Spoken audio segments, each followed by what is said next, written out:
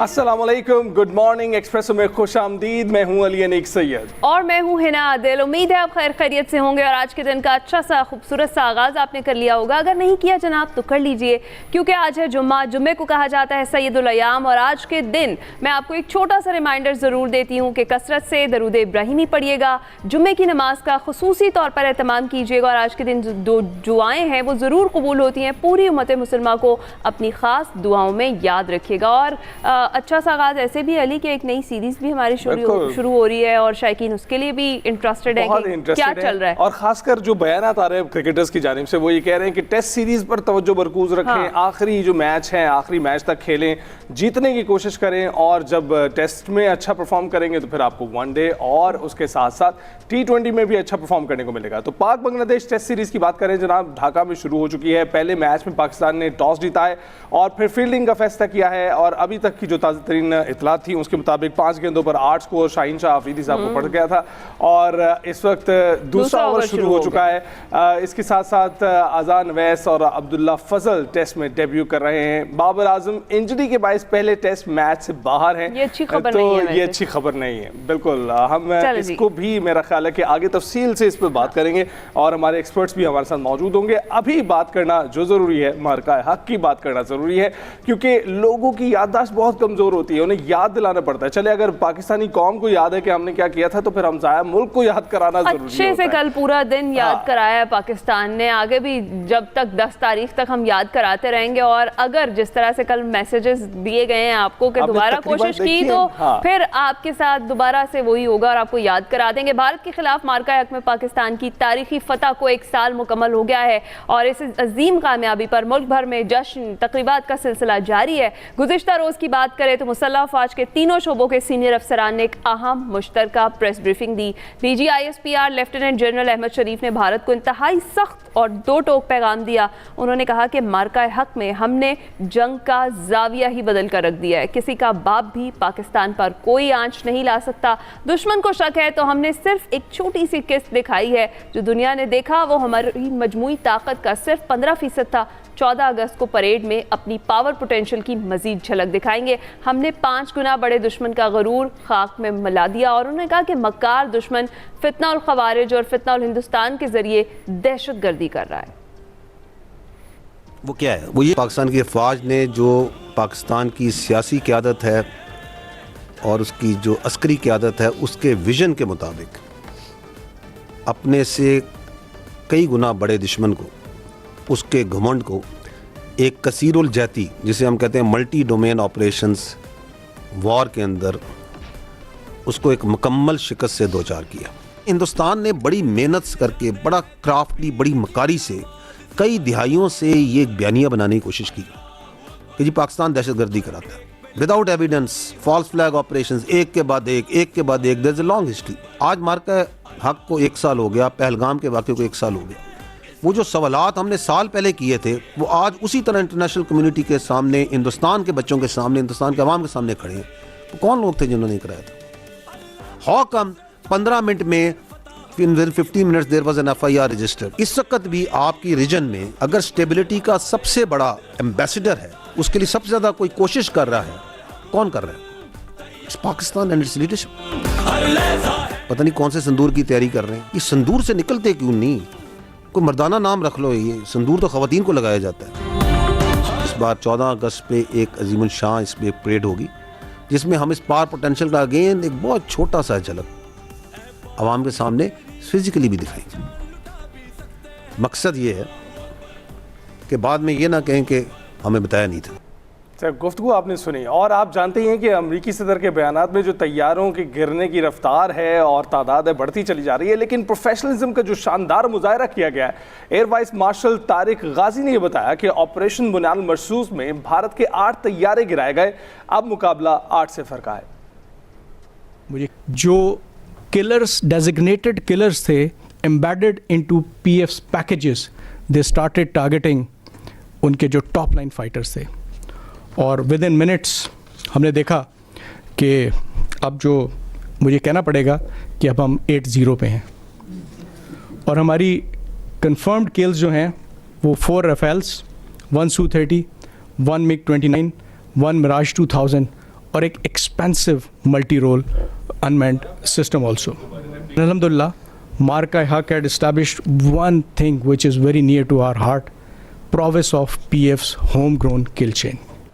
Right और इस मुश्तरका press conference में रियर एडमिरल शफात अली ने बताया कि भारतीय बहरिया लैस थी मगर जारहियत की हिम्मत ना कर सकी. मार्का-ए-हक के दौरान हमारी तमाम बंदरगाहें फाल और महफूज रहीं. This was only probably the reason कि उनके जहन में ये एक मिसकंसेप्शन है कि अगली दफ़ा वो शायद ये काम कर लेंगे. उनको ये नहीं पता कि अब जैसे आपने देखा अब ना सिर्फ हमारे हथियारों की रेंज बढ़ गई है बल्कि हथियार ले जाने वाले प्लेटफॉर्म्स की रेंज भी बढ़ गई है. तो this is not as easy ये कह देना कि कराची को पहले भी थ्रेटन कर रहे थे और अब आइंदा भी कर लेंगे.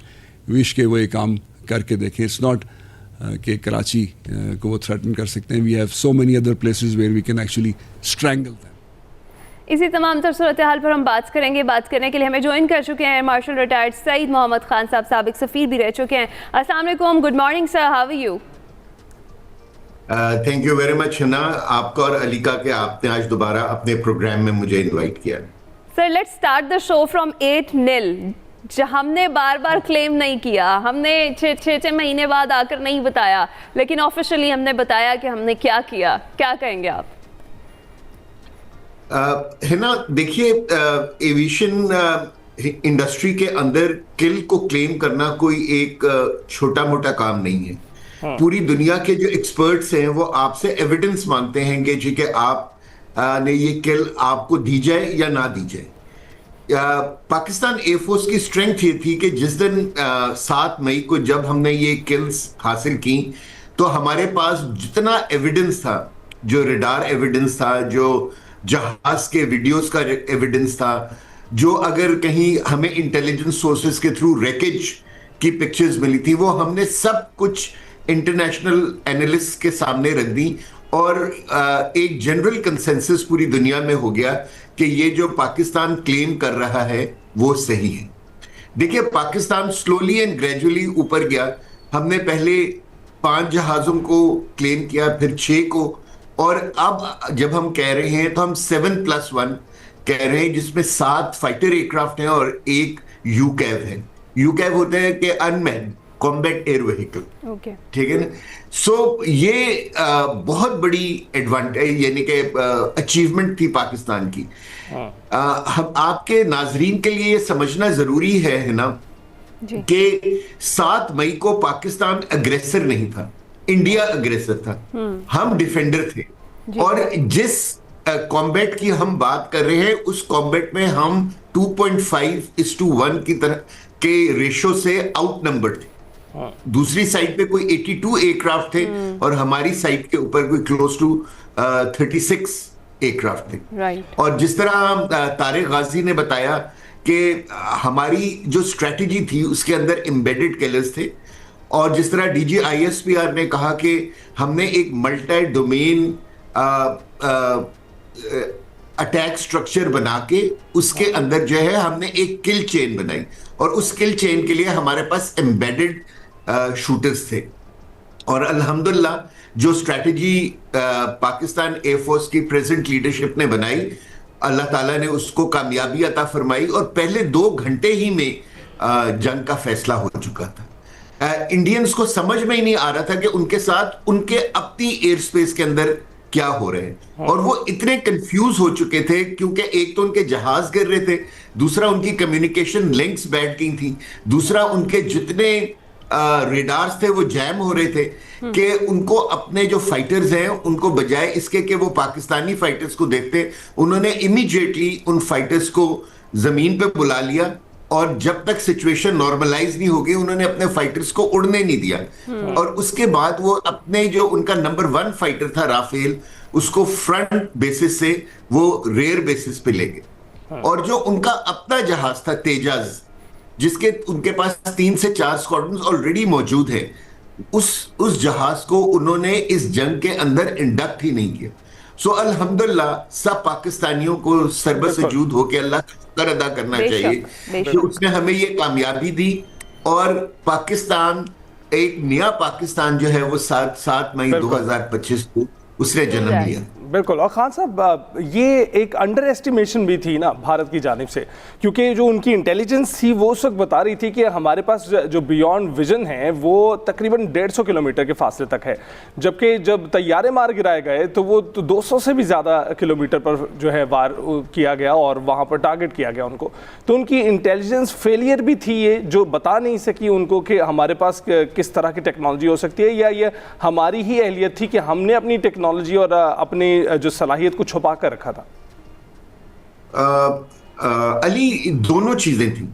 पहली बात तो यह है कि जो कैपेबिलिटी होती है एयरक्राफ्ट की या मिसाइल की, वो इतनी छुपी हुई नहीं होती। आप गूगल करें, आप PL-15 गूगल करें, आपको PL-15 की सारी कैपेबिलिटीज जो हैं आपको नेट के ऊपर मिल जाएंगी। मेरे ख्याल में इंडिया ने की इंटेलिजेंस फेलियर से ज्यादा उनका ओवर कॉन्फिडेंस उनको लेके बैठ गया। जिंदगी में जब आप झूठ बोलते हैं ना अली, तो आप कई मरतबा उस झूठ के दाम में खुद भी फंस जाते हैं। इंडिया जो पूरी दुनिया से झूठ बोल रहा था पिछले 10-15 साल से अपने बारे में, पाकिस्तान के बारे में, वो एक्चुअली उन चीजों पे बिलीव करने लगा और उसने हमें गलत एस्टिमेट किया। और किसी भी जंग के अंदर ये सबसे बड़ी गलती होती है कि आप अपने एनिमी को अंडर एस्टिमेट करें। इंडिया ये समझा कि अगर वो अच्छे जहाज, अच्छे मिसाइल से अच्छे ड्रोन्स ले लेगा तो वो पाकिस्तान के खिलाफ जीत जाएगा। वो ये भूल गया कि पाकिस्तान के पास गो के ये सारी चीजें तादाद में कम है, लेकिन दिमाग उनसे बेहतर है। और पाकिस्तान एयरफोर्स ने एक ऐसी स्ट्रेटजी बनाई कि जो आज तक दुनिया की किसी एरियल बैटल के अंदर एम्प्लॉय ही नहीं हुई थी। ठीक है, इसीलिए मैं आपसे कह रहा हूं कि जब इंडियंस जो थे वो अपनी एयर स्पेस में थे, वो इंडिया के अंदर मौजूद थे, और जब उनके जहाज गिरना शुरू हुए, उनके कम्युनिकेशन लिंक्स बैठ गई, उनके रडार्स जैम हो गए, तो उनको समझ में नहीं आ रहा था कि उनके साथ हो क्या रहा है। ठीक है ना। और ये वो स्ट्रेटेजी थी जिसको हम आज, मेरे ख्याल हर पाकिस्तानी को पता है कि है ना कि अब एक मल्टी डोमेन ऑपरेशंस क्या होते हैं, और हर पाकिस्तानी को ये भी पता है कि पाकिस्तान एयरफोर्स ने 7 मई को क्या किल चेन बनाई थी, जिसने पहले 1 घंटे में ही हमें इतनी सक्सेस अता कर दी। बिल्कुल ऐसा है। अच्छा सर, क्या जिस तरीके से भी हम बात कर रहे हैं, उनकी मिस कैलकुलेशन भी थी, वो ओवर कॉन्फिडेंट भी हो गए, अंडर एस्टिमेट भी कर गए, हमें यहाँ पर वो चूक गए। हमारी जो स्ट्रेटेजी थी जिसकी अभी आप बात कर रहे हैं, वो कितनी ज़बरदस्त रही कि आपने कहा कि हम डिफेंडर थे पहले, एक डिफेंसिव मिशन को ऑफेंसिव मिशन में कन्वर्ट करना, ये कैसी स्ट्रेटेजी थी? और उस वक्त मौके की मुनासबत से जिस तरीके से ये सारे स्टेप्स लिए गए, या जिस तरीके से ऑलरेडी हमारे पायलट्स प्रिपेयर्ड थे, और वो जो हम बात कर रहे हैं कि जो हमारी स्ट्रेटेजी थी वो बड़ी स्ट्रांग थी, बड़ी ज़बरदस्त थी, इस पर क्या कहेंगे? देखिए, पाकिस्तान एयरफोर्स ने आज ये 2025 में कोई पहली मर्तबा इंडिया के खिलाफ एरियल सुप्रीमेसी नहीं जाहिर की थी। बेशक 1965 की वॉर हो, 71 की वॉर हो, 2001 का स्टैंड ऑफ हो, 2019 का स्विफ्ट रिटॉर्ट हो, या 2025 की ये मार्का हक हो, पाकिस्तान एयरफोर्स ने हमेशा इंडियन एयरफोर्स के ऊपर अपनी सुप्रीमेसी जाहिर की है। आपके नाजरीन को ये भी याद रखना चाहिए है ना कि पाकिस्तान के पास कभी भी इंडिया से ज्यादा नंबर्स में जहाज नहीं रहे। हम ऑलमोस्ट हमेशा 2.5:1 के रेशियो के ऊपर तकरीबन रहे हैं। ठीक है, लेकिन पाकिस्तान ने हमेशा इंडिया को आउट क्लास किया है अपनी प्लानिंग और अपनी स्ट्रेटजी के हिसाब से।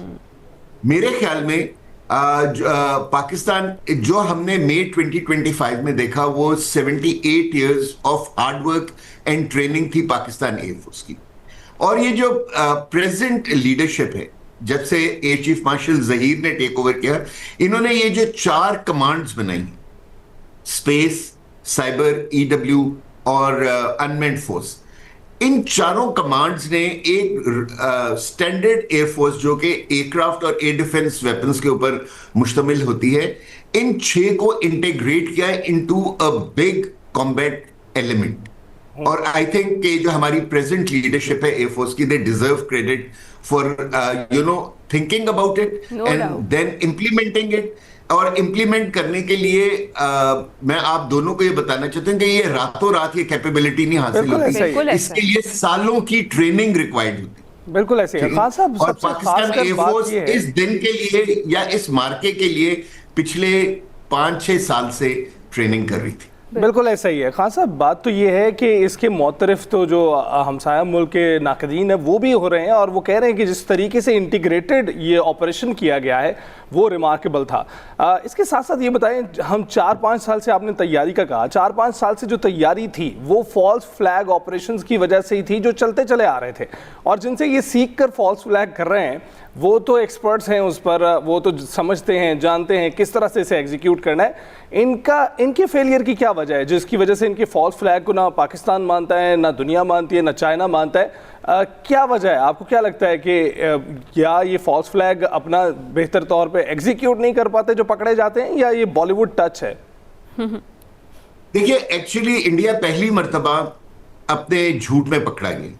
2019 में भी उन्होंने झूठ बोला था, और उससे पहले भी जब भी उन्होंने पाकिस्तान के खिलाफ एक फॉल्स फ्लैग करने की कोशिश की, समहाउ द अदर उनके अलाइज और आधी दुनिया मान जाती थी उनकी बात को। इसीलिए मैं आपसे कह रहा हूं कि 5 मई 2025 से पहले एक डिफरेंट पाकिस्तान था और 6 मई के बाद एक डिफरेंट पाकिस्तान। 6 मई से पहले का जो पाकिस्तान था उसके ऊपर दुनिया को भी एतमाद नहीं था। लोग इंडियन प्रोपेगेंडा की वजह से ये समझते थे कि हम एक टेरर हब हैं और इस इलाके के अंदर जितनी इंस्टेबिलिटी है वो पाकिस्तान की वजह से। लेकिन उन्होंने पहलगाम इंसिडेंट को बहुत ही, जिसको कहते हैं ना, नोवाइस या एक बच्चों के तरीके से हैंडल किया। वो समझ रहे थे कि इस मर्तबा भी दुनिया उनके झूठ को बिलीव कर लेगी। लेकिन जिस तरह पाकिस्तान ने इमीडिएटली जब पहलगाम हुआ, जिस तरह हमने रिएक्ट किया diplomatically, I think all hats off to that. बिल्कुल बिल्कुल। कौन सा दुनिया का फोरम है हिना और अली जहां हम लोग नहीं गए? We went to United Nation Security Council, we went to all the important capitals of the world, we went to the International Court of Justice, और हमने कहा कि जी कि हम ना सिर्फ बायलैटरल बल्कि हम एक इंटरनेशनल इंक्वायरी के लिए भी तैयार, ठीक है ना? और आप चाहें आप आके देखें, अगर हम इन्वॉल्व हैं तो हमें सजा दें, और अगर नहीं है तो हमारे खिलाफ कोई एक्शन नहीं होना चाहिए जी। ये जो हमने 22 अप्रैल के बाद 7 मई को जो हमने एक्टिविटी देखी, वो एक्चुअली इंडिया की तरफ से एक डेस्परेशन दी, क्योंकि वो जो अपना उन्होंने फॉल्स फ्लैग किया था वो झूठ अब पकड़ा जा रहा था, और इस वजह से वो अब आगे जाके पाकिस्तान के ऊपर अटैक करके वो दुनिया की तवज्जो हटाना चाह रहे थे। दुनिया भी एक तरीके से ना, मेरे ख्याल में जो वेस्टर्न कंट्रीज थी वो इस बात पे एग्रीड थी कि चलो पाकिस्तान को जरा एक लेसन लर्न कर लेना चाहिए ताकि ये इस इलाके के अंदर फिर बिहेव करें। 1 नंबर 2, वो ये सब चाह रहे थे कि जो चाइना के खिलाफ इंडिया को खड़ा किया जाए। लेकिन जो है, क्या कहते हैं, इंडिया ने एक तो वक्त और फिर दूसरा तरीका गलत सोचा। जी जी जी। देखिए, अब जब से हम लोग न्यूक्लियर हुए हैं, हम सब जो है ना, जो हमारे और इंडिया के कॉन्फ्लिक्ट्स है ना, वो फाइट किए जाते हैं सब कन्वेंशनल डोमेन के अंदर। मीनिंग देयर बाय कि आपको जो है ना 3 से 4 दिन के अंदर एक दूसरे को मैक्सिमम डैमेज प्रोवाइड करना होता है और आपको उसके बाद कॉन्फ्लिक्ट को क्लोज करना होता है, ठीक है ना? अनफॉर्चुनेटली वो ये एक जो है ना, उन्होंने पाकिस्तान के रिजॉल्व को गलत समझा, और जब पाकिस्तान ने 9 और 10 मई को अपना रिस्पॉन्स दिया तो वो इतना सख्त था कि क्या कहते हैं कि प्रेसिडेंट मोदी कहते हैं कि उन्होंने कोई 6 से 7 कॉलें प्रेसिडेंट ट्रंप को की कि खुदा के वास्ते पाकिस्तान को रोको, ये तो बिल्कुल जंग की स्टेट में चले गए, ठीक है? सो हमने उनको ये बताया कि हमारी कुछ रेड लाइंस हैं, हम इस इलाके के अंदर इंस्टेबिलिटी पैदा नहीं करते, लेकिन हम किसी को ये इजाजत नहीं देते कि वो हमें गलत पेंट करे या हमें बगर डाउन करे। सो पाकिस्तान ने अपनी रेड लाइंस डिफाइन की और पूरी दुनिया ने इस चीज को एक्सेप्ट किया कि पाकिस्तान मासूम था, पाकिस्तान ने कोई इस तरह की हरकत नहीं की थी। और आप ये देखें कि पिछला 1 साल पाकिस्तान की असेंडेंसी का है और इंडिया की यानी कि इंडिया को हम देख रहे हैं कि वो हर महाज पे नीचे जा। जी बिल्कुल, बहुत शुक्रिया। Air marshal retired Saeed Mohammad Khan sahab हमारे साथ मौजूद थे और वही बात एंड में जो उन्होंने भी की है और DG ISPR ने भी यही कही कि पिक्चर अभी बाकी है, ये सिर्फ ट्रेलर था जो आप लोगों ने देखा है, तो आगे अगर आप जुर्रत करेंगे तो आपको जबरदस्त किस्म का मुंह तोड़ जवाब दीजिए। हाँ, पूरी पिक्चर दिखाई जाएगी और वो बॉलीवुड से यकीनन बहुत बेहतर होगी। हम ब्रेक पर जाएंगे।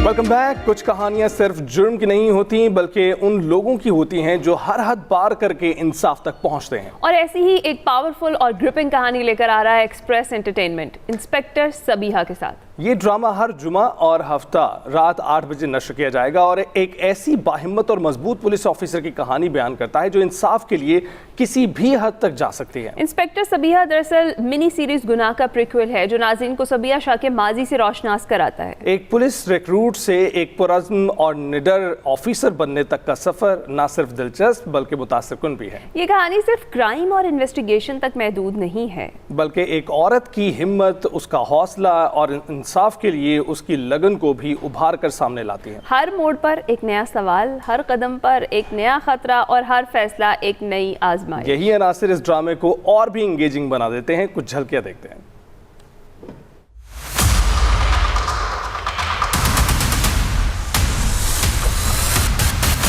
मरना तो सबने ही है एक ना एक दिन, कोई बुढ़ापे से, कोई गोली से, मरना सबने ही है एक ना एक दिन। मैं इतना करीब आकर यूं बीच में नहीं छोड़ सकती। ये पुलिस एकेडमी है, यहाँ हर कैडेट का ड्रग टेस्ट होता है, पता है ना तुम्हें? आपके लिए ना मैडम ये सब शौक होगा मगर मेरे लिए जंग है। तुम्हें कुछ नहीं पता कि मैं किस आग से गुजरकर यहाँ तक आई हूँ। देखिए ड्रामा सीरियल इंस्पेक्टर सबीहा 8 मई से जुमा और हफ्ता रात 8। एक मजबूत और असर अंगेज कहानी के साथ जल्द देखिए इंस्पेक्टर सबीहा हर जुमा और हफ्ता रात 8 बजे सिर्फ एक्सप्रेस एंटरटेनमेंट पर। ब्रेक के बाद हाजिर होते हैं।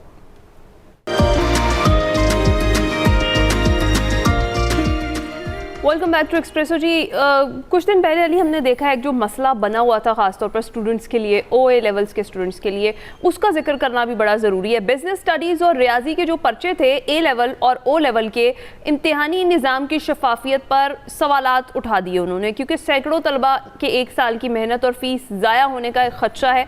मंगल के रोज़ मुनाकिद होने वाला जो बिजनेस स्टडीज़ का पर्चा था वो मुबैना तौर पर एक रोज़ कबल यानी पीर की रात ही मुख्तलिफ सोशल मीडिया प्लेटफॉर्म्स पर गर्दिश करता रहा, जबकि A लेवल के मैथ्स के इम्तिहान से कुछ घंटे कबल ये जो पेपर था मुबैना तौर पर सोशल मीडिया पर अपलोड किए जाने का मामला जो है वो पाकिस्तान में कई तलबा, असातिज़ा और वालिदैन को भी परेशान कर रहा है। ये मामला कैम्ब्रिज पाकिस्तान की जानिब से जारी करदा बयान में कहा गया है कि हम इस बात की तस्दीक करते हैं कि Cambridge international A level mathematics का इम्तिहान जो अफ्रीका, यूरोप, मशरक़ वस्ता, पाकिस्तान और जनूबी एशिया के इलाकों में लिया गया, हमारे ज़वाबित के खिलाफ मुकर्ररा वक्त से पहले शेयर किया गया। हम इस नौयत के वाक़यात की फौरी और मुकम्मल तहकीकात करते हैं और अब हम इस बात को समझने के लिए काम कर रहे हैं कि ये लीक किस हद तक फैली और इस हवाले से आइंदा के लाहे अमल का तयन जो है वो कैसे किया जाएगा, इस पर हमने बात करनी है। मजीद इस हवाले से बात करने के लिए अली रज़ा साहब हमारे साथ मौजूद है, माहिर तालीम है, डायरेक्टर टाइटन कॉलेज भी हैं। बहुत बहुत शुक्रिया अली रज़ा हमें ज्वाइन करने के लिए। कैसे हैं आप?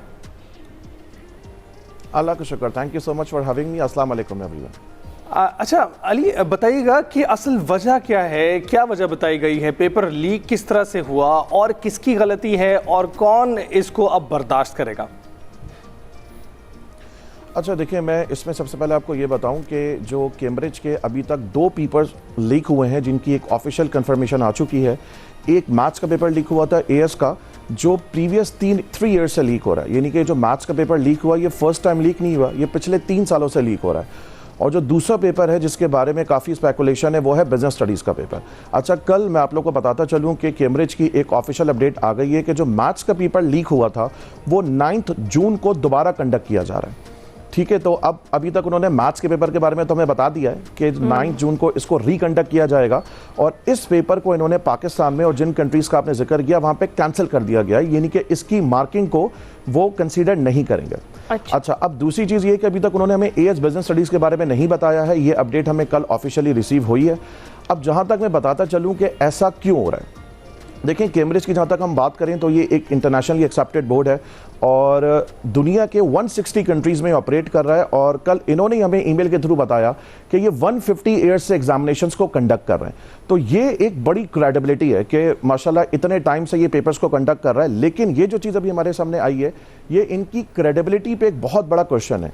अच्छा, हो क्या रहा है, जहाँ तक मेरी अपनी नॉलेज है कि 4-5 साल से पहले कैम्ब्रिज ब्रिटिश काउंसिल के तहत सारे पेपर्स खुद ऑफिशियली कंडक्ट करता था। अच्छा, ये कैसे कंडक्ट होते थे? जैसे रीजेंट प्लाजा पे सेंटर लग गया, एक्सपो सेंटर पे सेंटर लग गया और ये खुद कंडक्ट होते थे। लेकिन 4 to 5 ईयर्स से इन्होंने कुछ स्कूल्स को टास्क दे दिया है, उनको आउटसोर्स कर दिया।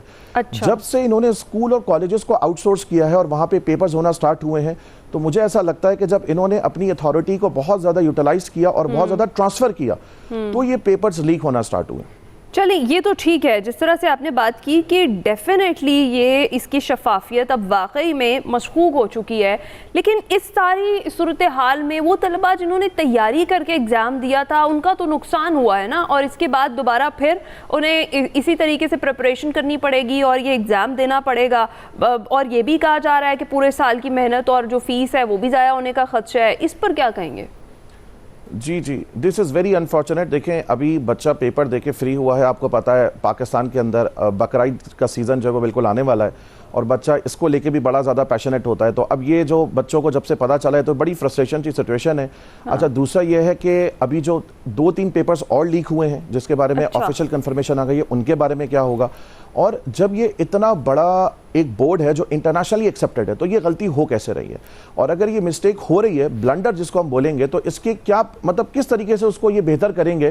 क्योंकि देखें, ऐसा तो नहीं है कि ये मिस्टेक फर्स्ट टाइम हुई है, लेकिन इस दफ़ा तो एक बहुत ही एक्सट्रीम लेवल पर चली गई है। अच्छा, आपको पता है कि आजकल सोशल मीडिया का टाइम है, कोई भी बंदा, अब आपको होता पता है कि आजकल क्या हो रहा है कि जिस दिन पेपर होता है ना, एक दिन में इनके 2 से 3 पेपर्स होते हैं। तो रोज सोशल मीडिया पे एक न्यूज़ चल जाती है कि ये पेपर फेक हो गया। अब इसमें आपको पता है बहुत सारे लोग इसको मिसयूज कर रहे हैं। वो क्या करते हैं कि आपको पता है सोशल मीडिया पे किस तरह के लोग बैठे हुए होते हैं, वो इसको क्या यूज कर रहे हैं कि कोई भी पेपर है, फोर्स अकाउंटिंग का पेपर है, उन्होंने उस पेपर को अपनी तरफ से थोड़ा चेंज करके बोला कि पेपर लीक हो गया। तो एक बड़ी फ्रस्ट्रेशन आ गई है। बच्चा जिसको बड़ी मुश्किल से हम पढ़ा रहे हैं, आपको पता है सोशल मीडिया का टाइम है, सेलफोन बच्चों के हाथ में है। तो जब से कोविड आया, कोविड के बाद से आपको पता है एजुकेशन इंडस्ट्री में एक बहुत बड़ा चेंज आया। तो उस बच्चे को पढ़ाना, और उसके बाद जब एक ऐसा रिजल्ट उस बच्चे को पता चले कि एक बच्चा जो बहुत पूरे साल मेहनत कर रहा है, हाँ, और वो बच्चा जो एंड में कुछ डॉलर्स पे करके पेपर हासिल कर ले, वो दोनों एक ही शिफ्ट में खड़े हो गए। तो ये क्रेडिबिलिटी पे बड़ा क्वेश्चन है। और हम क्योंकि देखें, जो कैम्ब्रिज वाले हैं वो इंटर बोर्ड से इस तरफ शिफ्ट इसलिए होते हैं कि इंटर बोर्ड में आपको पता है ये लैकिंग थी। तो अगर कैम्ब्रिज भी इसी तर्ज पर आ जाएगा तो फिर मैं नहीं समझता कि इंटर बोर्ड में और कैम्ब्रिज में कोई डिफरेंस रहेगा। तो अली, आपकी वैसे फाइंडिंग्स क्या है? 10,000 से ज्यादा बच्चे रजिस्टर्ड हैं। क्यों ये पर्चे लीक हो रहे हैं? जी सर, मैंने जैसे अर्ज किया, मैं आपको ये बताऊं कि कैम्ब्रिज ने जब से पेपर्स अलॉट किए हैं डिफरेंट स्कूल्स एंड कॉलेजेस को, जब तक कैम्ब्रिज खुद कंडक्ट कर रहा था ना, जहां तक मेरी अपनी नॉलेज है कि अब डिफरेंट स्कूल एंड कॉलेजेस इस पेपर्स को कंडक्ट कर रहे होते हैं, वहां पे सेंटर्स पड़ते हैं। तो देखिए, आप जितना ज्यादा इसको एक्सपेंड करेंगे ना, उतना ज्यादा क्रेडिबिलिटी पे क्वेश्चन आएगा। तो 3-4 साल से पेपर लीक हो रहा है। अब आई डोंट नो कि पेपर सेंटर्स को मिलता कब है, उनको पहले मिलता है, वहां से कौन इसकी पिक्चर लीक करता है, क्योंकि अभी तक जो इन्फॉर्मेशन है कि किसी को पेपर पहले मिल गया था तो उसने उसकी जो वो पिक्चर क्लिक करके उसको सेल करना स्टार्ट कर दिया। राइट। अच्छा, जिस तरीके से भी हमने बात की और हम ये बात कर रहे हैं कि ठीक है ये पर्चा मनसूख हो गया, अब दोबारा होगा, एक नए सिरे से दोबारा से बच्चे, डेफिनेटली एग्जाम आप पढ़े बगैर तो कभी भी नहीं दे सकते। इतने ओवर कॉन्फिडेंट स्टूडेंट्स जो हैं वो कम ही होते हैं, खासतौर पर ये जो पेपर्स हैं टफ होते हैं, और ख़ासतौर पर जो मैथमेटिक्स का पेपर है।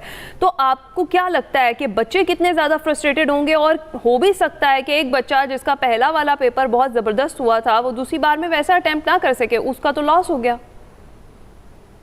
जी बिल्कुल ऐसे ही। देखें, लास्ट 2 ईयर से ये क्या कर रहे थे कि ये ना एक्सपेक्टेड ग्रेड पे जाते थे। जैसे मैथ्स के 2 कंपोनेंट हैं, अगर एक पेपर लीक हुआ है तो दूसरे कंपोनेंट की बेस पे रिजल्ट देते थे। तो उसमें भी आपको पता है कि एक क्रेडिबिलिटी पे क्वेश्चन था कि अगर किसी का दूसरा पेपर अच्छा नहीं हुआ और पहला वाला बेहतर हुआ, हाँ, तो उसका रिजल्ट तो अच्छा नहीं आएगा। फिर ये अक्टूबर-नवंबर में उसको चांस देते थे। इस दफा इन्होंने फर्स्ट टाइम पेपर को रिकंडक्ट किया, वरना इससे पहले कभी रिकंडक्ट नहीं किया। अब ये बहुत बड़ा इशू है, बिकॉज देखिए ना, बच्चे का मोटिवेशन लेवल डाउन होगा। वो बच्चा जो पूरे साल पढ़ रहा है, अब वो उस मोटिवेशन से पेपर में नहीं जाएगा, क्योंकि आपको पता है एक तो एक अच्छा बड़ा गैप आ जाएगा, 15-20 दिन का गैप आ जाएगा, बीच में हमारा एक त्यौहार आ जाएगा, उसके बाद दोबारा से मोमेंटम में आना। एजुकेशन का एक मोमेंटम होता है, एक थीम होती है, वो बड़ी डिसकंटिन्यू हो जाएगी। बच्चा पढ़ रहा था एक पेस के साथ, अब वो पेस टूट जाएगा।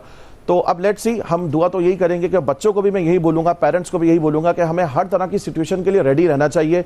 और ये एक बड़ी जो है वो अनप्रेसिडेंटेड सिचुएशन है कि बच्चे को ऐसी चीज़ फेस करनी पड़ रही है जो वो एक्सेप्ट नहीं कर रहा, और जो हम खुद एक्सेप्ट नहीं कर रहे हैं कि हुआ क्या है कि रात में पेपर लीक हो रहा है, सुबह पेपर लीक हो रहा है। और डेफिनेटली हम क्योंकि एक कॉलेज को ओन करते हैं, मैं खुद एक टीचर भी हूं, तो हमारे पास बहुत मैसेजेस आते हैं। एजेंट तो हम है ना, फ्रंट पे हम बैठे हुए, पेरेंट्स को भी हम डील कर रहे हैं। बच्चे की जो भी फ्रस्ट्रेशन है, डेफिनेटली कैम्ब्रिज को तो वो एक ईमेल करेगा, उसकी जो भी फेस टू फेस प्रॉब्लम होती है उसको हम डील कर रहे हैं। तो हम खुद एक बहुत ही मुश्किल सी सिचुएशन में आए हुए हैं। बिल्कुल ऐसे ही अली, इसके साथ साथ मुश्किल सिचुएशन ये भी है कि लोगों का एतबार भी कुछ उठता चला जा रहा है इन सिस्टम्स को लेकर, और वो हम देख रहे हैं कि यूनिवर्सिटीज़ में तो नज़र आ रहा है हमें, वहाँ पर आने वाले जो तलबा हैं उनकी तादाद कम से कम होती चली जा रही है। दूसरी जानिब अब ऐसे इम्तिहानात में भी ये सारा सिलसिला चलना शुरू हो जाएगा, तो एतबार कहीं यहाँ से भी ना उठ जाए। जी सर, बिल्कुल ऐसी है। यूनिवर्सिटीज़ के अंदर बिल्कुल आपने इसको सही हाईलाइट किया। मैं अगर थोड़ा सा ए लेवल्स पर आऊँ तो माइट भी पॉसिबल ऐसा हो कि बच्चा ओ लेवल्स या मैट्रिकुलेशन करने के बाद बोले कि अब तो ए लेवल्स और इंटर में, क्योंकि आपको पता है जब बच्चा ए लेवल्स और इंटर कर रहा होता है तो वो हम उसको कहते हैं वो बड़ा हो चुका होता है, बिकॉज कॉलेज में आ चुका होता है। और स्कूल में तो उसको किसी तरह पेरेंट्स करवा देते हैं ओ लेवल्स और मैट्रिकुलेशन, लेकिन जब वो ए लेवल्स में आता है तो वो डेफिनेटली कोचिंग खुद जा रहा है, कॉलेज खुद जा रहा है, उसकी तो वैन नहीं लगी हुई है। तो हो सकता है कि कॉलेज में आना, फिर कॉलेज में पढ़ना, वो बड़ी एक डिमोटिवेशन हो।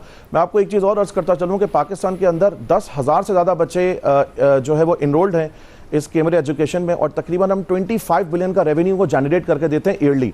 तो ये एक बड़ा एक्सपेंसिव एजुकेशन सिस्टम है। एक बच्चा अगर ए लेवल्स और ओ लेवल्स के पेपर में रजिस्टर्ड है तो वो ईयरली 1.5 से 2 लाख रुपए कैम्ब्रिज को दे रहा है इस पेपर की कॉन्टेक्स्ट में। तो अब मुझे बताएं, अगर हम एक इतना हैवी रेवेन्यू इनको दे रहे हैं जिससे एक बैलेंस ऑफ पेमेंट पे बड़ा इफेक्ट आ रहा है हमारे, उसके बावजूद हमें अगर ये रिटर्न मिल रहा है तो ये तो एक बड़ा क्वेश्चन है इनकी क्रेडिबिलिटी पे। राइट, बिल्कुल ठीक। बहुत शुक्रिया अली रजा साहब हमारे साथ मौजूद थे। अभी हम ब्रेक पर जाएंगे।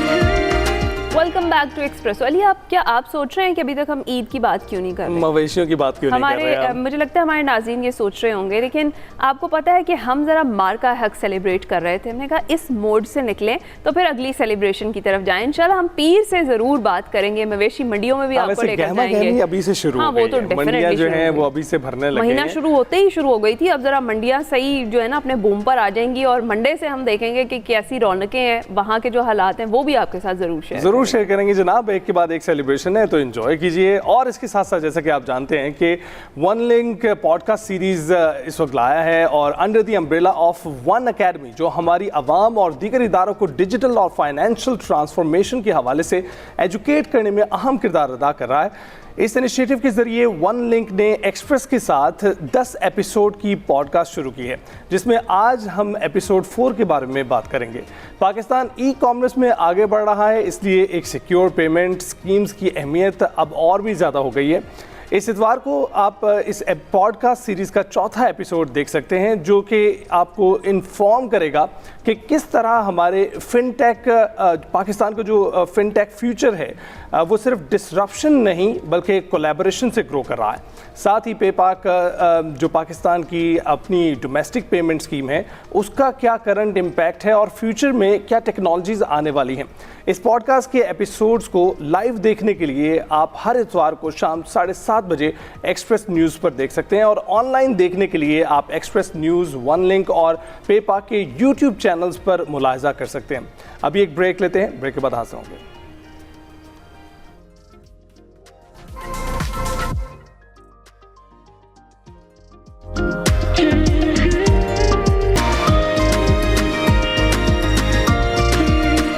प्रोग्राम के दूसरे हिस्से में खुशामदीद। इस घंटे में भी आपके साथ शेयर करने के लिए, डिस्कस करने के लिए बहुत कुछ है। क्रिकेट पर भी हमने बात करनी है, अपना सेगमेंट भी आपको दिखाएंगे, लेकिन टॉप ऑफ द आवर बात कर रहे हैं वर्ल्ड थैलेसीमिया डे के हवाले से। आपको बताएं कि पाकिस्तान समेत दुनिया भर में खून की बीमारी थैलेसीमिया के खिलाफ आगाही तो दी जा रही है, मगर लोग अब भी अमल दरामद करने से गुरेजा दिखाई देते हैं। थैलेसीमिया एक मौरूसी बीमारी है जिसकी 2 अक़साम है, थैलेसीमिया माइनर और थैलेसीमिया मेजर। ये बीमारी वालिदैन से बच्चों में ट्रांसफ़र होती है। इस बीमारी के दौरान जो खून बनने का अमल है वो रुक जाता है, और जो पेशेंट होता है उसको खून लगवाना पड़ता है। थैलेसीमिया के बारे में आगाही, एहतियाती तदाबीर और बाकायदा इलाज से इसकी पेचीदगियों से न सिर्फ बचा जा सकता है, बल्कि मरीज़ काबिल बेजिक्र हद तक सेहतमंद ज़िंदगी गुजार सकता है। लेकिन अब क्या हो रहा है? अब हो ये रहा है कि ख़तरनाक मर्ज़ थैलेसीमिया के शिकार बच्चों की तादाद में इजाफा होता जा रहा है। एक मोहतात अंदाजे के मुताबिक पाकिस्तान में 2.5 लाख से ज़ायद बच्चे थैलेसीमिया का शिकार हैं, जबकि पाकिस्तान में हर साल 5000 बच्चे जो हैं वो थैलेसीमिया का मर्ज़ लेकर पैदा हो रहे हैं। थैलेसीमिया के बारे में आगाही, एहतियाती तदाबीर और बाकायदा इलाज से इसकी पेचीदगियों से न सिर्फ बचा जा सकता है, बल्कि जिस तरह से हम बात कर रहे हैं कि एक सेहतमंद ज़िंदगी ये पेशेंट गुजार सकता है। और इस पर बात करने के लिए इंतहाई पर्टिनेंट गेस्ट हमारे साथ मौजूद हैं। Doctor Adnan Gilani, medical director Sundas Foundation है। अस्सलाम वालेकुम डॉक्टर साहब, गुड मॉर्निंग, कैसे हैं आप? जी वालेकुम सलाम, वेरी गुड मॉर्निंग। डॉक्टर साहब, अब तो कवानीन भी मौजूद हैं, पंजाब असम्बली में भी जो है बिल पास हो रहे हैं, तो इससे कोई तब्दीली आ रही है, आपको नज़र आ रही है कि इस वक्त सिचुएशन थोड़ा ऑन ग्राउंड तब्दील हो रही है? इसके साथ साथ ये बताइएगा कि इसकी वजूहात क्या हैं, पाकिस्तान में बढ़ने की वजूहात क्या हैं? देखिए, जिस तरह से आपने प्रोग्राम के स्टार्ट में जिक्र किया, ये एक जेनेटिक डिसऑर्डर है। जो बुनियादी वजह तो यही है कि जीन्स में रन करता है, और हमारे यहाँ इंटर कज़न्स जो मैरिजेज़ हैं वो बड़ी कॉमन है। अब एक फ़ैमिली में अगर थैलेसीमिया का कैरियर मौजूद है, या जिसे माइनर भी कहा जाता है, वो दूसरे थैलेसीमिया माइनर या कैरियर से शादी करता है, तो ही इस बात के इम्कानात हैं कि आने वाला बच्चा जो है वो थैलेसीमिया मेजर से इफ़ेक्टेड होगा।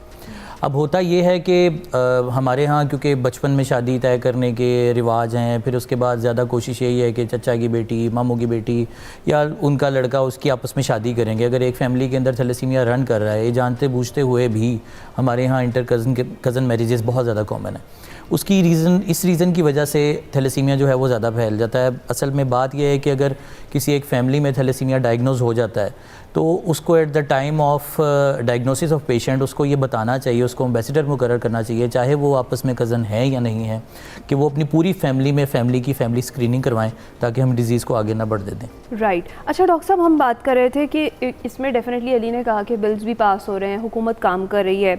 इस हवाले से है क्या चीज़ कि टेस्टिंग का जो अमल है वो शादी से पहले वो कराया जाए, वो लाजमी करार दिया गया या नहीं, और कानून होने के बावजूद भी इम्प्लीमेंटेशन उसकी नहीं होती है, उस हवाले से क्या काम हो रहा है? क्योंकि हम देखते हैं कि बहुत सारे ऐसे ममालिक हैं जिन्होंने इस तरह के मुनासिब कानून बनाए, इम्प्लीमेंट कराया और फिर ऐसे मर्ज से जान भी छुड़ा ली। तो यहाँ पर कितना काम होना बाकी है अभी? देखिए, जिस तरह आपने जिक्र किया कि दूसरे कंट्रीज़, ये बेसिकली डिज़ीज़ इवॉल्व हुई थी ईरान से, साइप्रस से, ऐसी कंट्रीज से। आज वो थैलेसीमिया फ्री कंट्री हैं। उसकी रीज़न यही है कि जब भी कोई मैरिज रजिस्टर होती है, उससे पहले वो थैलेसीमिया फ्री सर्टिफिकेट जो है उसको उन्होंने मैंडेटरी कर दिया। हमारे यहाँ ये है कि बिल पास हो गया, लेजिस्लेशन हम लेकर गए थे, वो पूरी होगी, लेकिन उस पर इम्प्लीमेंटेशन उस तरह से नहीं है। निकाह रजिस्ट्रार जो है वो निकाह पढ़ा देता है, लेकिन किसी से थैलेसीमिया का जिक्र तक नहीं होता। अगर हम ये कर दें कि निकाह उस वक्त तक रजिस्टर नहीं होगा जब तक उसके साथ दोनों कैंडिडेट्स का या किसी एक का थैलेसीमिया फ्री सर्टिफिकेट नहीं लग जाएगा, तो तब तक मैरिज रजिस्टर नहीं होगी, तो ये हम इस डिज़ीज़ को ख़त्म कर सकते हैं।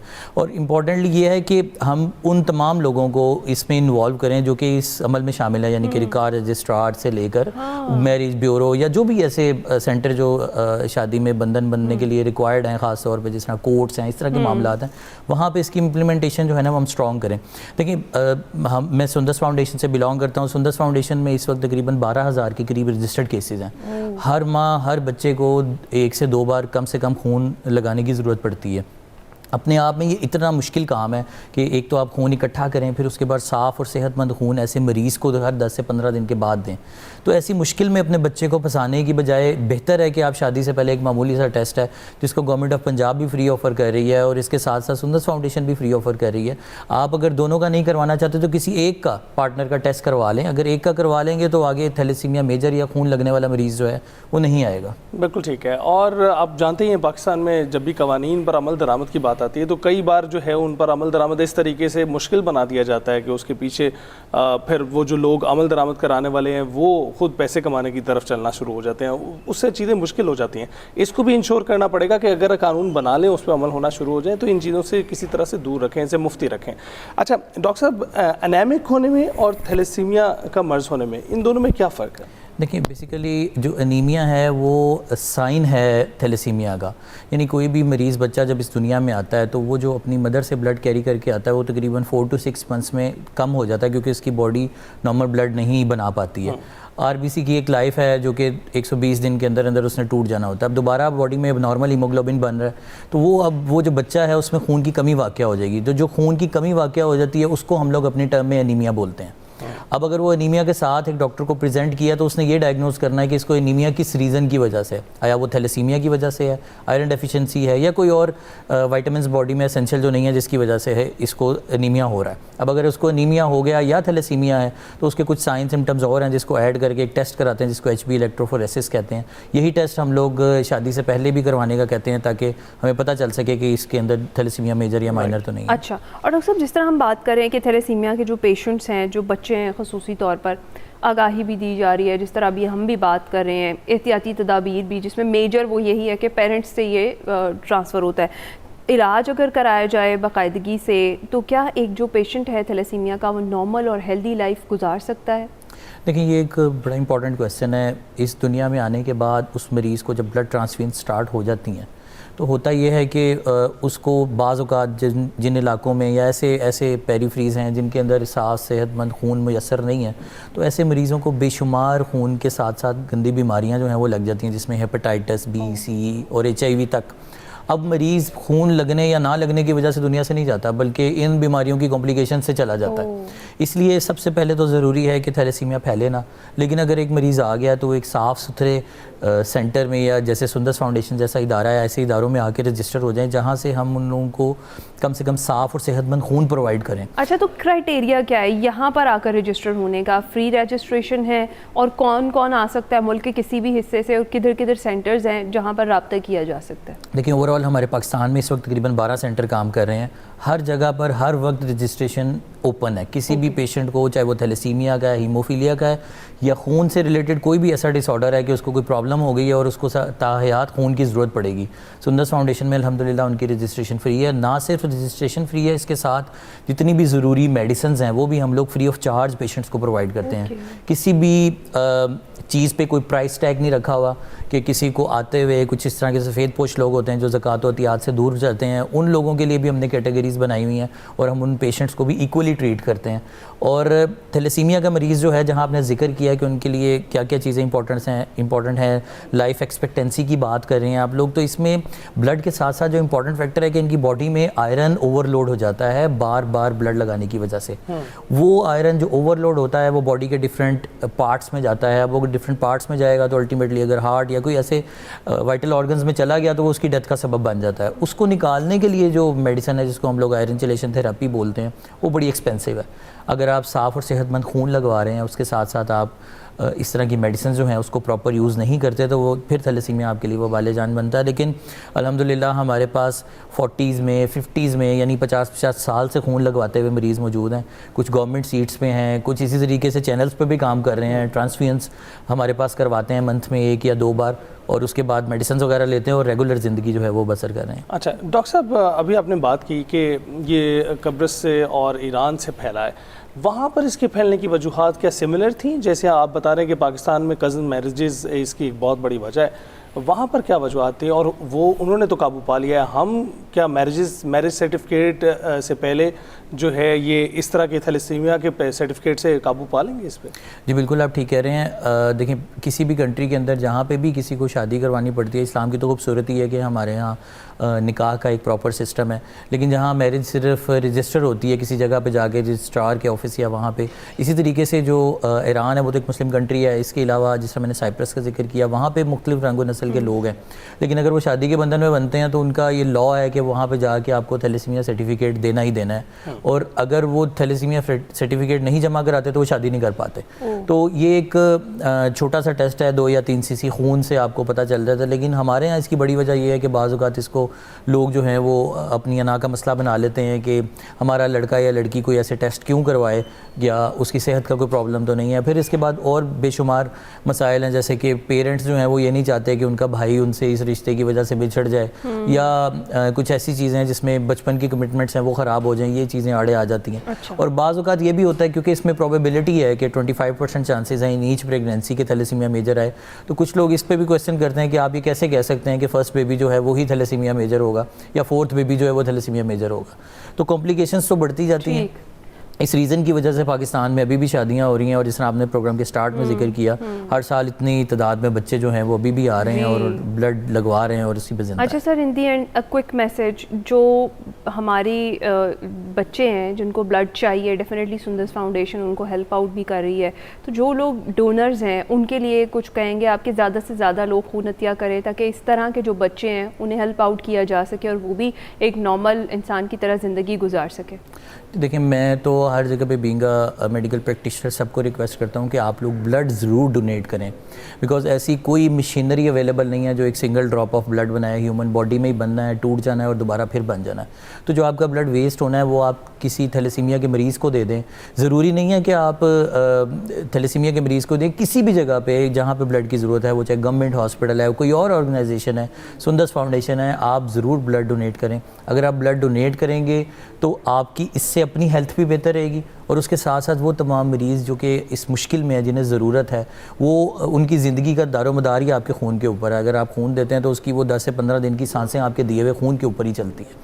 तो मैं आपके प्लेटफॉर्म से रिक्वेस्ट करूंगा कि आप लोग ब्लड ज़रूर डोनेट करें, वो चाहे सुंदस को करें या किसी भी जगह पे करें, और इसके साथ साथ अपनी माली एहतियात में भी ऐसे इदारों को याद करें ताकि हम इन मरीज़ों को जो है वो बेहतर तरीके से ट्रीट कर सकें। जिसको मदद चाहिए वो किस तरह से रब्ता करें?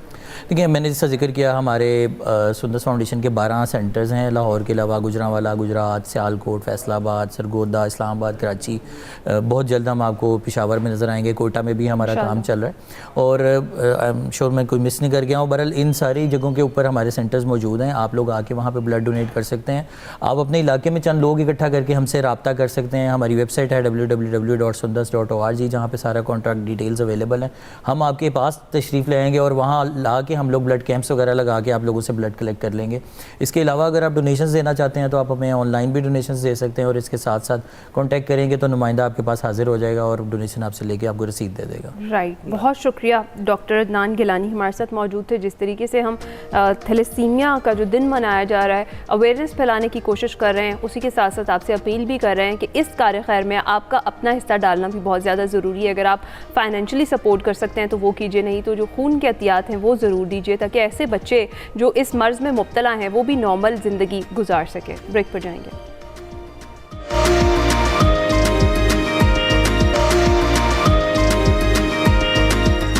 Welcome back. अब देखते हैं हमारा सेगमेंट हिमाकत की नफ्सियात, जिसमें बात कर रहे हैं कि वक्ती और लम्हाती जज्बात हमसे कैसे गलत फैसले करवाते हैं। आइए देखते हैं।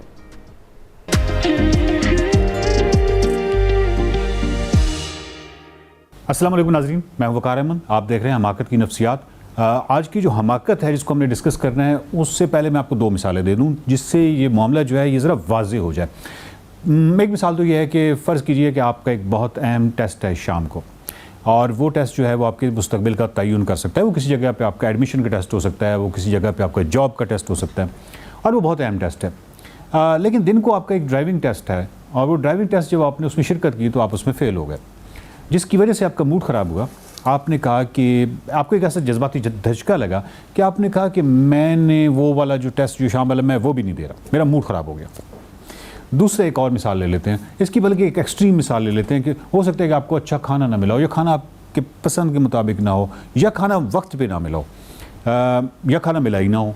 यानी इन सारी सूरतों में आपको एक ऐसा इमोशनल धचका लगा कि आपने कहा कि मेरा मूड ख़राब हो गया, और जहाँ जो शाम को वो जो सोशल सरगर्मी थी, या वो शादी में शिरकत थी, या वो किसी दोस्तों में, या कोई भी ऐसी सरगर्मी थी, मैं उसमें शिरकत नहीं करूँगा। और आप क्या लफ्ज़ इस्तेमाल करते हैं? मेरा मूड ख़राब हो गया। तो ये जो हम कहते हैं कि हमारा मूड ख़राब हो गया है, ये आप अपने आसपास देखिए, अपनी ज़िंदगी में देखिए, आपको इसकी अनगिनत मिसालें मिलेंगी।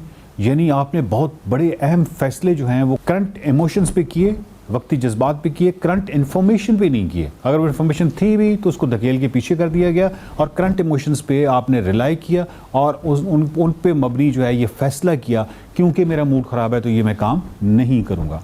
इस तरह के फ़ैसलों में हम ये समझते हैं कि हम बेसिकली फीलिंग को ज़्यादा अहमियत देते हैं। यानी हाउ वी फील ये हमारे लिए अहम है जितना कि हाउ वी नो, जितना हम जानते हैं उसकी बनिस्बत हम क्या महसूस करते हैं, वो महसूस जो है, वो जो एहसास है वो हमारे लिए अहम हो जाता है, और वही हमारे फ़ैसले का तयन करता है, गलत तयन करता है। इसी को हमाकत की नफ्सियात कहते हैं। और ये तो अभी हम ज़ाती ज़िंदगियों की, एक फ़र्द की ज़िंदगी की बात कर रहे हैं। आप परफेक्ट हेरिस्टिक को फैलाते चले जाएँ, पब्लिक पॉलिसीज़ की तरफ ले जाएं, आप सोच नहीं सकते कि ये किस लेवल पे असरअंदाज हो रहा है, ओवरऑल माशरे की सतह पे, इवन कंज्यूमर की सतह पे बहुत ज़्यादा असरअंदाज हो रहा होता है। ये जिसको हम कहते हैं कि इमोशनल शॉर्टकट्स हैं, ये इमोशनल शॉर्टकट्स की बुनियाद पे जब आप किसी बहुत बड़े स्टोर में जाते हैं तो आप अपनी बहुत ज़्यादा जो ख़रीदारी है, जो कि आपके जहन में नहीं थी कि आपने करनी है, आपके जहन में 5, 10, 12 चीज़ें थी, ग्रॉसरी के हवाले से आपने लेने गए थे, वो 20 चीज़ें होंगी, लेकिन ये जो 200 चीज़ें लेके आप वापस लौटे हैं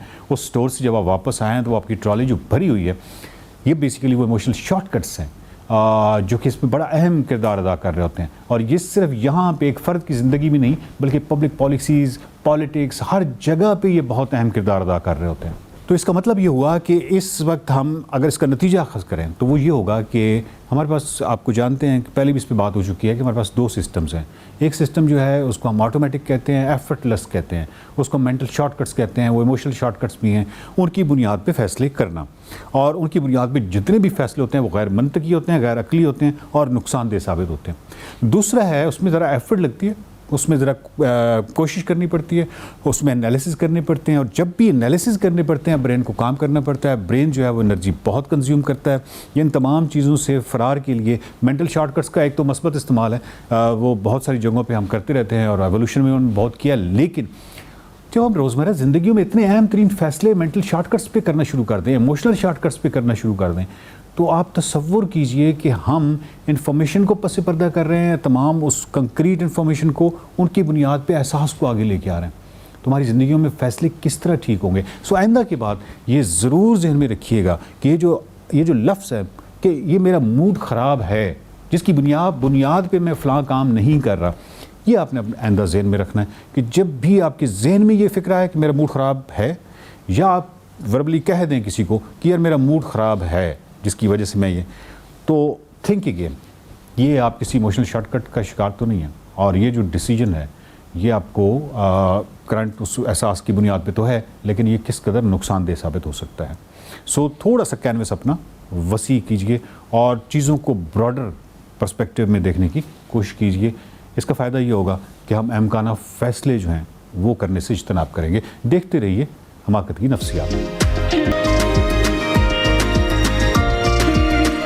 वेलकम बैक जनाब। शो के आगाज़ में हमने क्रिकेट की बात की थी, कहा था कि तफसील से बात करेंगे, तो अब वक्त आ गया तफसील से बात करें। इस वक्त पाकिस्तान बांग्लादेश की टेस्ट सीरीज़ जारी है, उसका पहला मैच है और उसमें पाकिस्तान ने टॉस जीता है। टॉस जीतकर दावत दी है बांग्लादेश को और ख़ुद फील्डिंग का जो है फ़ैसला किया। अब इस वक्त की जो ताज़ा तरीन सूरत हाल है उसमें 69 रन हो चुके हैं, 2 आउट हैं और उसके साथ साथ जो है इस वक्त 20वां ओवर जारी है। इस पर बात करनी है, हमारे साथ मौजूद हैं मोहम्मद यूसुफ अंजुम साहब, स्पोर्ट्स के तजज़ियाकार हैं। यूसुफ भाई बहुत बहुत शुक्रिया हमें ज्वाइन करने के लिए। गुड मॉर्निंग, कैसे हैं आप? गुड मॉर्निंग सर, आपको भी बहुत अल्लाह का अलहम्दुलिल्लाह। यूसुफ साहब, सबसे पहले तो ये बताएं कि पहले बैटिंग ना करने का फैसला कैसा है, फील्डिंग करने का जो डिसाइड किया गया हमारी टीम की तरफ से, इस डिसीजन को कैसे देखते हैं अकॉर्डिंग टू द पिचेस?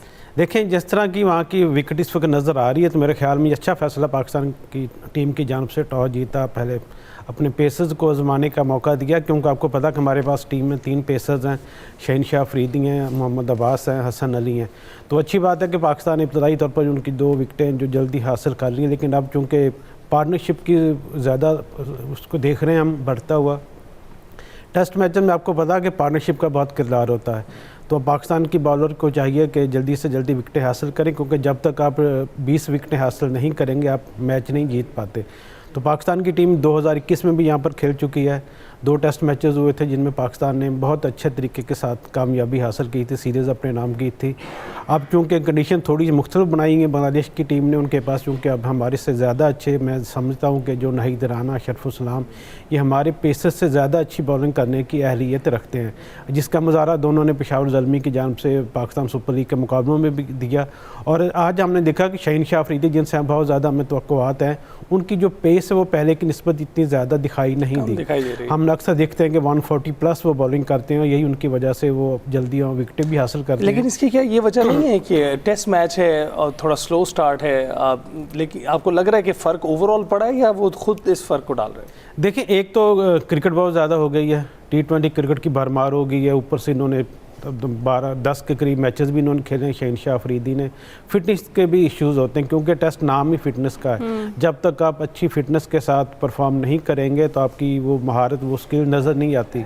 इसलिए हमने देखा कि काफ़ी अरसे से ये जो शहनशाह अफरीदी की फॉर्म है ये फिटनेस के हवाले से और पेस के हवाले से वो थोड़ी डाउन हुई है। अच्छा। तो उम्मीद की जा सकती है कि वो अपनी जो खामी उसको दूर करने की कोशिश करेंगे, क्योंकि जब आप तेज़ बॉलिंग नहीं करेंगे तो हरीफ बल्लेबाजों को आउट करना आपके लिए इतना ज़्यादा आसान नहीं होता।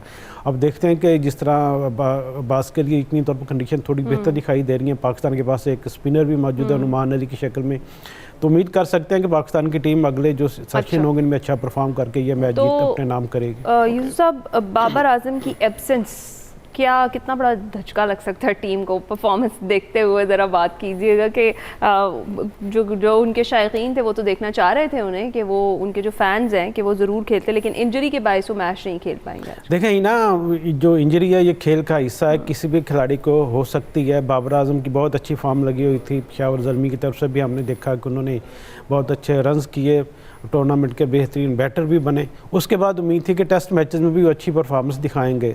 2 दिन पहले वो वहाँ पर पहुँचे थे, उन्होंने नेट सेशन भी की और इसी के दौरान उनको इंजरी होगी घुटने की, और इसकी अभी जो रिपोर्ट है वो आना बाकी है कि उनकी जो इंजरी की नोयत वो कितनी है। अभी तक तो फ़िलहाल तो उनको पहले टेस्ट मैच में आउट किया गया, उनको नहीं खिलाया गया, और हम उम्मीद कर सकते हैं कि उनकी इंजरी ज़्यादा ना हो, क्योंकि वो पाकिस्तान के लिए बैटिंग में एक रीढ़ की हड्डी की हैसियत रखते हैं और उनका पाकिस्तान के लिए होना बहुत ज़रूरी है, क्योंकि ये जो ICC टेस्ट चैम्पियनशिप इसमें हर मैच के पॉइंट्स आपको मिलते हैं। तो शाह मसूद ने भी अपने प्रेस कॉन्फ्रेंस में कहा था कि हम चाहते हैं कि ना सिर्फ इस सीरीज़ को जीतें बल्कि आइंदा जो टेस्ट मैचेस हैं, जिसमें 5 और हमें टेस्ट मैच खेलने इस साल, उसमें हम अच्छी परफॉर्मेंस देखकर अपनी जो ख्वाब है एक टेस्ट चैम्पियनशिप के फाइनल खेलने का, उसको पूरा करें। तो उसके लिए बाबर आजम का होना पाकिस्तान के लिए बहुत ज़रूरी है। बाबर आजम इस वक्त यकीनी तौर पर बैटिंग में बहुत नंबर 1 हमारे पास मौजूद है। तो ये अब सरफराज अहमद साहब भी साथ हैं, तो उनकी वजह से कोई फ़ायदा होगा या वो धोखा देंगे फिर? देखें, सरफराज पहले भी देखा कि हम अक्सर कहते हैं वो सरफराज कभी धोखा नहीं देता, तो उनकी एक अच्छी चॉइस है बतौर हेड कोच उनको टीम के साथ लाना। वो सारे टीम की जो खिलाड़ियों की नफ्सियात को जानते हैं, यंगस्टर के साथ उन्होंने काम किया, यही वजह का आज 2 नए डेब्यूटेंट को मौका दिया गया, जान नवास अब्दुल्ला फजल को। अब्दुल्ला फजल क्योंकि कराची से ताल्लुक़ रखते हैं, कराची से सरफराज अहमद का भी ताल्लुक़ है, तो उनकी अच्छी परफॉर्मेंस की बिना पर उनको इस स्क्वाड का हिस्सा बनाया गया। मुल्क की नुमाइंदगी करना यकीनी तौर पर बहुत एजाज़ होता है। लाखों लड़के खेलते हैं कि हम पाकिस्तान टीम की तरफ से खेलें, लेकिन सिर्फ 11 खिलाड़ी ऐसे होते हैं जिनको टेस्ट कैप मिलती है, वो प्लेइंग 11 का हिस्सा बनते हैं। तो गुल्डक दोनों को खिलाड़ियों को अजान सियालकोट की तरफ से खेल चुके हैं, वो बहुत बड़े, उन्होंने भी रन किए, डोमेस्टिक परफॉर्मेंस। अच्छी बात है कि यंगस्टर है, उनको मौका मिला है, इनको चांस है इनके पास कि अपने आप को प्रूव करें कि क्या कर सकते हैं। अच्छा, आपने नफ्सियात की बात की, तो ये बताएं कि टीम के साथ माहिर नफ्सियात कौन गया है? क्योंकि डेफिनेटली हमें पता है कि प्रेशर हैंडल करने में मुश्किलात आती हैं हमारी टीम को, तो उसके लिए क्या तैयारी है? देखिए, हर मर्ज की दुआ सरफराज अहमद ही है इस वक्त पाकिस्तान क्रिकेट बोर्ड के पास, तो हेड कोच के तौर पर भी वो गए हैं, मेंटोर के तौर पर भी वो खिदमत अंजाम देंगे, और माहिर नफ्सात मेरे ख्याल में उनकी मौजूदगी में कोई हो भी नहीं सकता, क्योंकि वो जिस तरह कंडीशन को देखते हैं, प्रेशर उन्होंने खेला है, पूरी लाइफ उनकी प्रेशर क्रिकेट में खेलते हुए गुजरी, बतौर कप्तान भी उन्होंने बहुत सी चीज़ों को देखे, उतार चढ़ाव उनकी गेम्स के दौरान आते रहे, तो मेरे ख्याल में उनसे अच्छा इस वक्त कोई माहिर नफ्सियात भी पाकिस्तान को दस्तयाब नहीं हो सकता। वो सब चीज़ों को समझते हैं, और मेरे ख्याल में एक अच्छी बात है कि यंगस्टर उनके साथ हैं, तजर्बाकार खिलाड़ी उनके साथ हैं, सब उनकी रिस्पेक्ट करते हैं, तो मेरे ख्याल में उनका मौजूदगी पाकिस्तान के टेस्ट की टीम के लिए बहुत अच्छी साबित होगी। का बयान एक सामने आया था, उनका था कि ये फाइनल, हम टेस्ट का जो फाइनल है वो जीतने की कोशिश करेंगे, और टेस्ट क्रिकेट जो खेलेगा वही वनडे में और T20 में बेहतर परफॉर्म कर पाएगा। कितना एग्री करते हैं इस बात से? देखें, जो असल क्रिकेट है वो टेस्ट मैचेस होते हैं, वनडे उसके बाद आते हैं, फिर T20 तो हम वैसे भी कहते हैं इंटरटेनमेंट का नाम है, उसमें आपको यकीनी तौर पर मेरे जैसे खिलाड़ी भी, आप जैसे खिलाड़ी भी खेल सकते हैं, इसमें कोई इतने ज़्यादा कोई वो रॉकेट साइंस नहीं है। तो उसमें टेस्ट मैच में आपने परफॉर्म करना होता है, उसमें ज़रूरी है कि आप 20 विकेटें हासिल करें, हरीफ टीम को 2 बार आपने आउट करना है, फिर सिर्फ उसके साथ आपने अपनी बैटिंग भी इम्प्रूव करनी है। आपको अगर पाकिस्तान की टीम इनको अगर 250 से पहले आउट करने में कामयाब हो जाती है, फिर 500 या 400 करीब रन वो कर लेते हैं, फिर पाकिस्तान के पास एक अच्छा मार्जिन की होगी सबकत, उसको पाकर फिर पाकिस्तान की बॉलिंग लाइन अगर उनको 10 आउट करने में कामयाब होगी, तो मेरे ख्याल में उनके पास जीतने के अच्छे मौके हैं। किसी भी टीम के साथ टेस्ट मैच हो, आपको एक अच्छी हिकमत अमली के साथ मैदान में जाना होता है। उसमें खिलाड़ियों के नफ्सियात का इम्तिहान होता है, उनकी स्किल का पता चलता है, उनके टेम्परामेंट का पता चलता है, वो किस हद तक इंटरनेशनल क्रिकेट के लिए मौजू है। ठीक है। अच्छा यूसुफ साहब, एक तो ये कि सीरीज़ अगर हम जीत जाते हैं जिस तरह आप बात कर रहे हैं, तो एक तो ये कि कॉन्फिडेंस लेवल हमारा कहाँ जाएगा, और उसके बाद फिर जो ऑस्ट्रेलिया के साथ हमारी सीरीज़ है उसमें कितना फ़ायदेमंद साबित होगी ये वाली जीत? देखें, कोई भी जीत हो, किसी भी फॉर्मेट में जीत हो, आपका टीम का ओवरऑल मोराल बहुत बेहतर होता है उससे। और जैसा कि हमें उम्मीद की जा सकती है कि पाकिस्तान की टीम इन 2 टेस्ट मैचेस में भी, जो दूसरा मैच जो 16 मई से सेलेट में शुरू होगा, वहाँ पर भी अच्छा परफॉर्म करेगी। 2021 की तरह हम ये सीरीज़ भी अपने नाम करेंगे। उसके बाद हमें वनडे मैचेस खेलने हैं, यहाँ पर 3 वनडे मैचेस होंगे। 23 मई को रावलपिंडी में ऑस्ट्रेलिया टीम आएगी, उसके बाद पहला मैच वहाँ पर 28 तारीख को, 30 तारीख को वहाँ पर, उसके बाद 2 और 4 तारीख को लाहौर में मैचेस होंगे। तो उम्मीद की जा सकती है कि पाकिस्तान की टीम ये जो बांग्लादेश के साथ परफॉर्मेंस होगी उससे सबक सीखेगी, एतमाद में इजाफा होगा और अच्छा खेल पेश करेगी।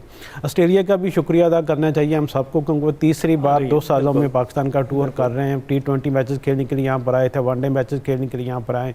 उससे पहले आपको पता है कि ICC टेस्ट जो चैम्पियनशिप हुई थी वनडे, उसमें वो आए थे। तो यकीनी तौर पर अच्छा पाकिस्तान की जो एक मुस्बत इमेज पूरी दुनिया में जा रहा है कि ऑस्ट्रेलिया जैसी टीमें बार बार पाकिस्तान के टूर कर रही हैं। गो कि इसमें हमें 2-4 खिलाड़ी ऐसे नज़र नहीं है, जैसे पैट कमिंस हैं, वो इस वक्त IPL खेल रहे हैं वहाँ पर। उनको ऑस्ट्रेलिया क्रिकेट बोर्ड ने इजाज़त नहीं दी कि वो पाकिस्तान टीम के साथ वो यहाँ पर आएँ खेलें यहाँ पर। उनको IPL के साथ मुआहदा पूरे करने को कहा गया कि ठीक है, अगर जो आपके पास एग्रीमेंट है IPL का उसको वो पूरा करें। पाकिस्तान के टूर पर 2 या 4 नए लड़कों के साथ वो उनकी टीम यहाँ पर पहुँचेगी। राइट। अच्छा, वैसे क्या आप मशवरा देंगे उन खिलाड़ियों को जो पाकिस्तान सुपर लीग के बाद फॉर्म में आ गए हैं, जैसा कि बाबर आजम है? अभी ये जो टेस्ट क्रिकेट है, पहले मैच में हमने देखा वो इंजर्ड हो गए हैं, बाहर हो गए हैं। देखिए, उम्मीद करते हैं वो जल्दी जो है रिकवर करें और वापस आएँ। लेकिन कुछ लोग बाकायदा खुद से चूज़ करते हैं आराम करने के लिए, तो उनको क्या मशवरा देंगे? देखिए, आराम करने वाला खिलाड़ी तो बहुत कम होते हैं, क्योंकि आपको पता है कि अब जो क्रिकेट है बहुत ज़्यादा लिमिटेड हो गई है। अब कितनी जो क्रिकेट उसका बड़ा यानी कि किसी भी क्रिकेटर के लिए 5-7 साल खेल जाना, मैं समझता हूँ कि बहुत बड़ा उसके लिए एक यकीनी तौर पर एक मोरल बूस्टिंग होता है। फिटनेस बहुत ज़रूरी है हर मामले में, चाहे आप टेस्ट मैच हो, वनडे मैच हो, T20, उसमें फ़िटनेस का बहुत किरदार है। सिलेक्शन कमेटी भी उन खिलाड़ियों को कंसिडर करती है जिनकी साथ फील्डिंग भी अच्छी होती है, और फील्डिंग अच्छी करने के लिए आपकी फ़िटनेस का होना बहुत ज़रूरी है। तो ये यकीनी तौर पर एक चीज़ है कि जो खिलाड़ी हैं वो कुछ अपना अप टू चूज़ करते हैं कि हम टेस्ट मैच खेलेंगे या वनडे खेलेंगे या T20। लेकिन हम जब भी किसी से बात करें ना, वो यही कहते हैं हम तीनों फॉर्मेट में खेलना चाहते हैं। शहीनशाह अफरीदी की भी आपने बात की, वो भी यही चाहते हैं कि मैं तीनों फॉर्मेट के लिए दस्तयाब हूँ। बाबर आजम भी चाहते हैं कि मैं तीनों फॉर्मेट के लिए दस्तयाब हूँ। अब यंगस्टर भी पाकिस्तान के पास आ रहे हैं, तो अब पिक एंड चूज़ करना खिलाड़ियों के लिए ज़रूरी हो गया कि वो किसी एक फॉर्मेट को चूज़ करेंगे। ठीक है, इसमें अपनी जो सलाहियतों को मैं मुजाहरा करूँगा, उसमें अच्छी परफॉर्मेंस दें। जब आप तीनों फॉर्मेट खेलते हो, फिर कहीं ना कहीं आपकी जो परफॉर्मेंस का मैार उस पर क्वेश्चन मार्क भी आता है, फिर जिससे तनकीद होती है। फिर आपका जिस फॉर्मेट का आप हिस्सा है उस पर भी फिर एक सवालिया निशान आ जाता है कि इसमें फॉर्मेट भी इनको लेना चाहिए या नहीं। बिल्कुल ऐसा ही है। अभी देखें, मैच इस वक्त भी जारी है। कुछ प्रेडिक्शन, आपको लगता है पाकिस्तान मैच जीत जाएगा? देखें, मुझे लगता है कि ये टेस्ट मैच पाकिस्तान को जीतना चाहिए। अगर ओवरऑल बॉलिंग की बात की जाए तो पाकिस्तान के पास नुमान अली से मुझे बहुत ज़्यादा उम्मीदें हैं। फास्ट बॉलिंग में अब शहीनशाह अफरीदी हैं, हसन अली हैं, अब्बास हैं, इनसे देखते हैं कि किस तरह की आगे चल के परफॉर्मेंस देते हैं। लेकिन हम बांग्लादेश की टीम को आसान नहीं ले सकते। उनके पास बहुत अच्छे पेसर्स हैं, स्पीड में हमसे ज़्यादा हैं, उनकी होम कंडीशन है। वहाँ पर पाकिस्तान के लिए जीतना इतना आसान नहीं होगा, हमें बहुत ज़्यादा मेहनत करना पड़ेगी। राइट, मेहनत तो हमें वैसे करने की ज़रूरत भी है। बहुत शुक्रिया मोहम्मद यूसुफ अंजुम साहब हमारे साथ मौजूद थे। क्रिकेट पर हम बात कर रहे थे, अभी ब्रेक पर जाएंगे।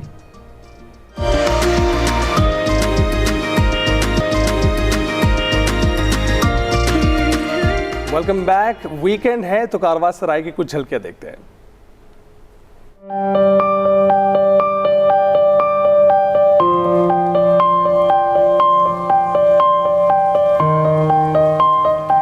कारवां सराय में क़याम पज़ीर तमाम मुसाफिरों की खिदमत में इस बूढ़े दास्तान गो का सलाम पहुँचे। ख़वातीन और हज़रात, मैंने बहुत सारी कारवां सराय देखी हैं, ईरान में भी और अफ़गानिस्तान में भी।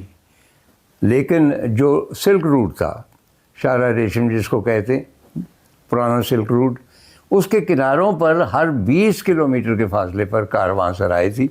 जहाँ जाहिर है काफ़िले ठहरते थे।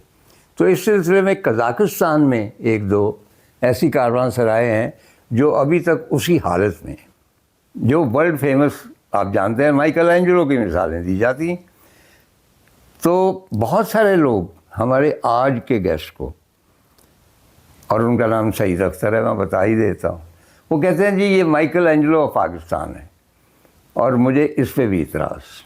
मैं ये कहता हूँ कि यूँ कह लीजिए कि अतालिया के सईद अख्तर जो हैं वो माइकल एंजेलो हैं। ख़वातीन व हज़रात, बहुत मुश्किल से आमादा किया, मेरे बहुत ही देरीना दोस्त भी और रफ़ीक भी, और बुरे भले वक्तों में काम आने वाले, और इनके सब जितने भी उतार चढ़ाव ज़िंदगी के वो मैंने देखे और इन्होंने मेरे देखे।